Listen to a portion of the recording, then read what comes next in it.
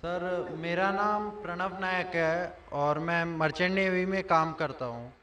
میرا سوال یہ ہے کہ اکارڈنگ ٹو قرآن یہ کہا جاتا ہے کہ جب قیامت کا دن آئے گا تو اس وقت اللہ جب سب کو پھر سے اٹھائیں گے تو کہا جائے گا کہ اپنی قبروں سے اٹھو۔ تو ہم ہندوؤں کا کیا ہوگا، کیونکہ ہماری تو کوئی قبر نہیں ہوتی۔ بھائی صاحب کا سوال ہے کہ وہ کہتے ہیں کہ قیامت کے دن جب اللہ تعالیٰ واپس سے ہمیں دوسری زندگی دیں گے تو کہیں گے اپنے قبروں سے اٹھو۔ ہندو بھائی صاحب پوچھے کہ ہندو لوگ تو قبر میں دفنائے نہیں جاتے، ہندو بچے دفنائے جاتے نا۔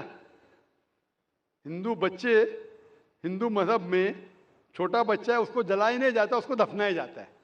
پھر بھی کئی مسلمان ہیں جو ڈوب کے مرتے ہیں، جو جل کے مرتے ہیں، ان کو بھی دفنایا نہیں جاتا ہے، جن کی ہمیں ملتی نہیں۔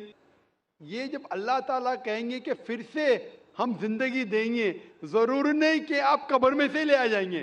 جو بھی انسان مر چکا ہے اس کے نئی زندگی دی جائیں گے۔ قرآن مجید میں اللہ تعالیٰ فرماتا ہے کہ اللہ اس میں جان ڈالیں گے، پھر موت دیں گے، پھر سے جان ڈالیں گے۔ تو اللہ جان ڈالیں گا، چاہے وہ قبر میں ہے، چاہے جلایا گیا ہے، چاہے ڈوب گیا ہے، جو بھی حالت میں ہے اللہ اس انسان میں پھر سے جان ڈالیں گے۔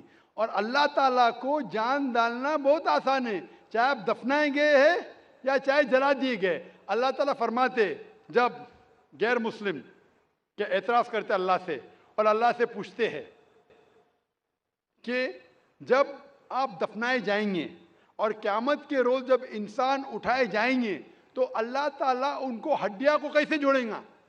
جیسے آپ پوچھ رہے نا، اللہ تعالیٰ جو قبر میں ان کو اٹھائیں گا، ہم قبر تو نہیں گئے، تو لوگ پوچھتے ہیں، قرآن مجید میں کا ذکر ہے سورہ قیام میں، سورہ نمبر 75 آیت نمبر 3-4 میں، کہ اللہ تعالیٰ ہڈیاں کو کیسے جوڑیں گا؟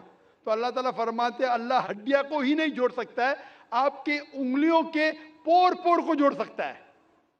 انگلیوں کے پور پور، آپ سوچتے ہیں کہ اللہ تعالیٰ کیوں کہتا ہے کیا انگلیوں کے پور پور کو جوڑ سکتا ہے؟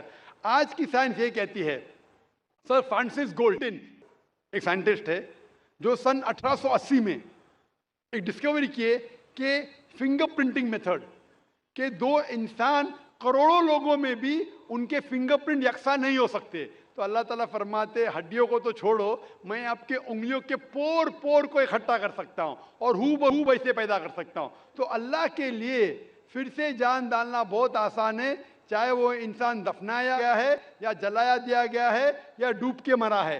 اللہ کو پھر سے جان ڈالنے میں، چاہے وہ مسلمان مرا یا ہندو مرا یا عیسائی مرا، اللہ کو جان ڈالنے میں بہت آسان ہے، کن فیکن، اور پھر سے ہمیں نئی زندگی دی جائیں گی اور پھر حساب کتاب کیا جائے گا۔ اور حساب کتاب میں اگر آپ اللہ کے احکامات پہ عمل کیے تو انشاءاللہ آپ جنت میں جائیں گے، اس دنیا کے امتحان میں سفلتا پائیں گے۔ لیکن اگر ان کے احکامات پہ آپ نے نہیں چلے، ان کے مطابق نئی زندگی بسر کرے، تو آپ اس زندگی میں سفلتا نہیں پائیں گے۔ Hope the answer the question.